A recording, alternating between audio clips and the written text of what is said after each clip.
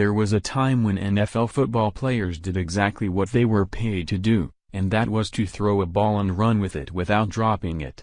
But now these players want to make a difference in the world, and there is no better way to do that than by becoming a social justice warrior. These woke individuals stomp around the country bringing awareness to causes that have been dealt with years before. For instance, racism in America. Correct me if I am wrong, but I do believe that the majority of it has been handled, but don't tell that to unemployed Colin Kaepernick and his buddies who are still kneeling for equality. These arrogant players insist that they need to raise awareness about racial inequality and police brutality, and the only way to do that is by spitting in the face of veterans across the country. This season the protests have continued despite millions of fans boycotting, which has caused ratings to nosedive drastically. This is exactly why what these NFL players and executives have decided to do in November makes no sense. And, if they follow through with this absurd plan, you can kiss the NFL goodbye for good. The NFL is making moves to make the entire month of November Social Justice Month, and they plan to promote it much like they would with breast cancer awareness, or any other accepted cause. Michael Bennett, the man who lied about the Las Vegas police racial profiling him, is behind the idea, and now it appears as though the NFL commissioner is jumping on board.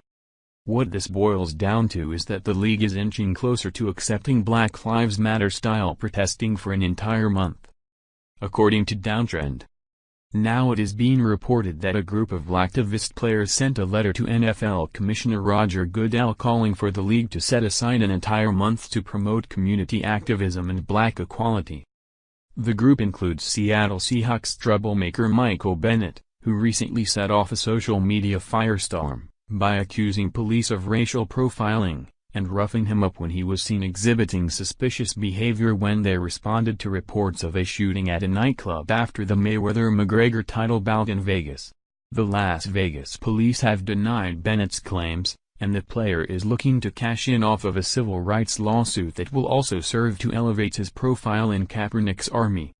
The others who signed the letter are Malcolm Jenkins, who is thrusting his fist into the air on the sidelines in the uniform of the Philadelphia Eagles, ex-Kaepernick teammate Torrey Smith, who also plies his trade in Philly, and former player Anquan Boldin, who also played with Kaepernick when he was with the San Francisco 49ers. The league issued the following press release this week.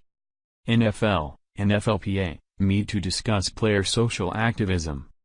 The NFL and NFL Players Association met Tuesday to discuss social activism by NFL players, the two groups announced in a joint statement. The NFL and NFLPA met today to discuss the important issue of social activism by NFL players, the statement read. Roger Goodell, DeMaurice Smith, Eric Winston, Robert Kraft, John Mara, Art Rooney and other player leaders, engaged in a productive conversation. We are all committed to an ongoing dialogue.